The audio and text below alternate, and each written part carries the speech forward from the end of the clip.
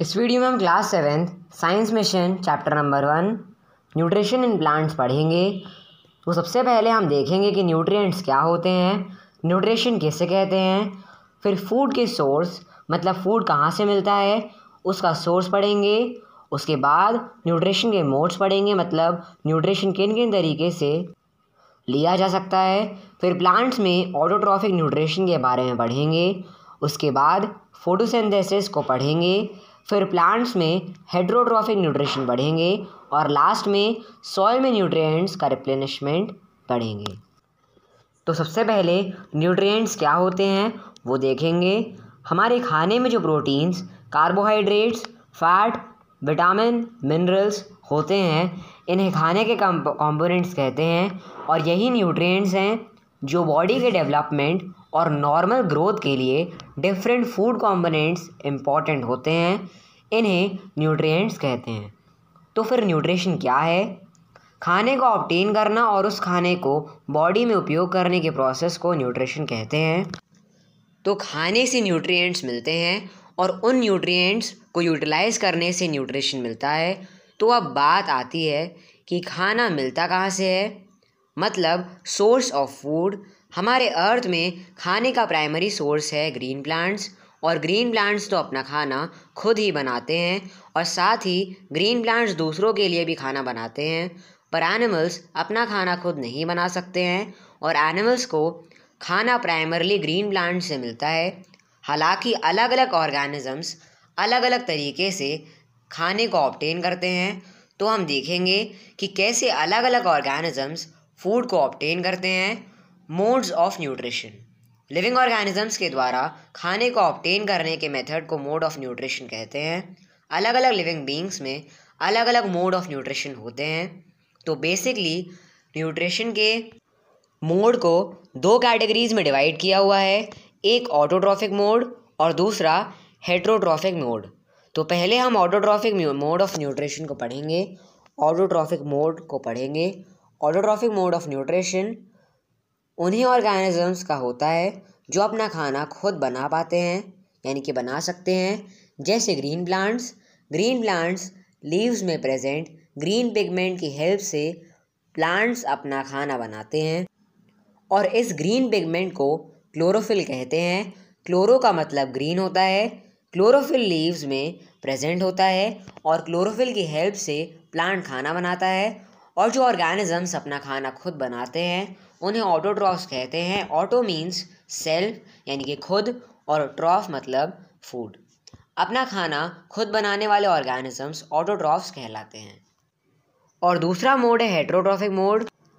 Organisms जो अपना खाना खुद नहीं बना पाते और न्यूट्रिशन के लिए दूसरे एनिमल्स पर डिपेंड होते हैं।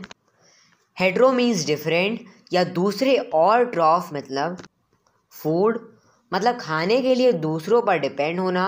न्यूट्रिशन का हेटेरोट्रॉफिक मोड एनिमल्स में और कुछ नॉन ग्रीन प्लांट्स में होता है। Heterotrophic nutrition animals, carnivorous plant और नॉन ग्रीन प्लांट्स जैसे मशरूम्स, फंगी एक्सेट्रा में होता है। तो पहले हम प्लांट्स में ऑटोट्रॉफिक न्यूट्रिशन पढ़ेंगे। ऑटोट्रॉफिक न्यूट्रिशन इन प्लांट्स, ज़्यादातर ग्रीन प्लांट्स ऑटोट्रॉफ्स होते हैं। ग्रीन प्लांट्स क्लोरोफिल की हेल्प से अपना खाना बनाते हैं। ये क्लोरोफिल लीव्स में होता है। कुछ प्लांट्स में क्लोरोफिल स्टेम और प्लांट्स की बॉडी के दूसरे पार्ट्स में भी प्रेजेंट होता है। क्लोरोफिल लाइट को अब्जॉर्ब करता है। अगर हम एक लीफ का ट्रांसवर्स सेक्शन देखते हैं तो ग्रीन सेल्स की एक लेयर क्लियरली दिखती है। इन ग्रीन सेल्स को मेसोफिल सेल्स कहते हैं। इन मेसोफिल सेल्स में अगर हम एक लीफ का ट्रांसवर्स सेक्शन देखते हैं तो ग्रीन सेल्स की एक लेयर क्लियरली दिखती है। इन ग्रीन सेल्स को मेसोफाइल सेल्स कहते हैं।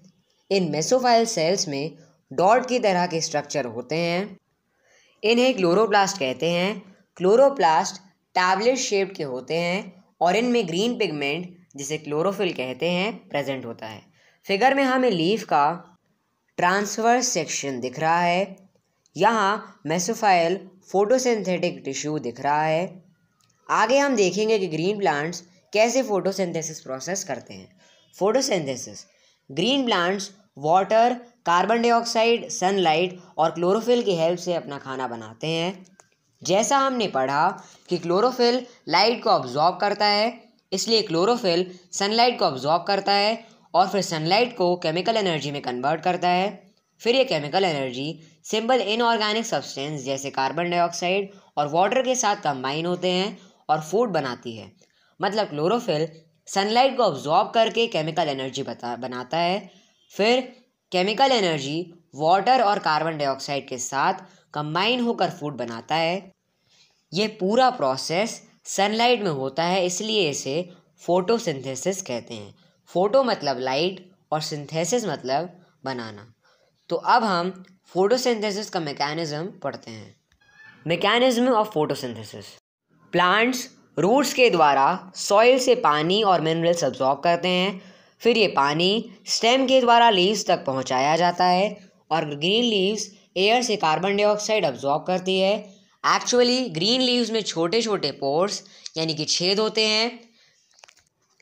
इन छेद यानी पोर्स को स्टोमाटा कहते हैं। अगर एक पोर की बात करें तो स्टोमा और ज़्यादा पोर्स की बात करें तो स्टोमाटा। और यूजुअली लीव्स के अंडर सरफेस पर बहुत सारे स्टोमाटा प्रेजेंट होते हैं और हर एक स्टोमा में पोर में स्टोमा यानी कि पोर में 2 बीन शेप के गार्ड सेल्स होते हैं। गार्ड सेल्स स्टोमेटल पोर्स को बंद करने और खोलने का काम करते हैं। गार्ड सेल्स की इनर वॉल्स मोटी होती है और बाहर की वॉल्स पतली होती हैं। जब पानी गार्ड सेल्स के अंदर जाता है तो उनमें पानी भर जाता है और पानी भरने के कारण कर्व शेप में आ जाता है और एक दूसरे से दूर हो जाते हैं तो पोर्स ओपन हो जाते हैं। और जब गार्ड सेल से पानी निकल जाता है तो गार्ड सेल्स फ्लैसिड यानी लटकता हुआ हो जाता है और गार्ड सेल्स पास आके पोर्स को क्लोज कर देते हैं।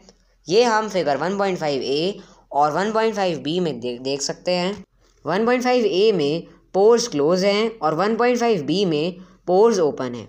हमें पता है लीव्स में क्लोरोफिल होता है जो सन से लाइट एनर्जी को ट्रैप करता है, फिर कार्बन डाइऑक्साइड और वाटर के साथ मिलकर फूड बनाता है। फूड मतलब ग्लूकोज, जिसे सिंपल कार्बोहाइड्रेट कहते हैं। ये सिंपल कार्बोहाइड्रेट तुरंत कॉम्प्लेक्स कार्बोहाइड्रेट फॉर्म यानी स्टार्च में कन्वर्ट हो जाता है और लीव्स, स्टेम, रूट्स एक्सेट्रा में स्टोर हो जाता है। इसलिए जिस प्रोसेस में क्लोरोफिल सनलाइट को ट्रैप करती है और फिर वाटर और कार्बन डाइऑक्साइड के साथ कंबाइन होके फूड बनाती है, उस प्रोसेस को फोटोसिंथेसिस कहते हैं।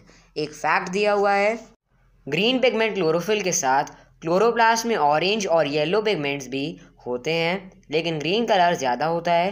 पर जब सर्दी आती है तो सनलाइट की कमी के वजह से ग्रीन पिगमेंट कम होता है, इसलिए कुछ प्लांट्स की लीव्स का कलर पत्तियों के गिरते समय चेंज हो जाता है।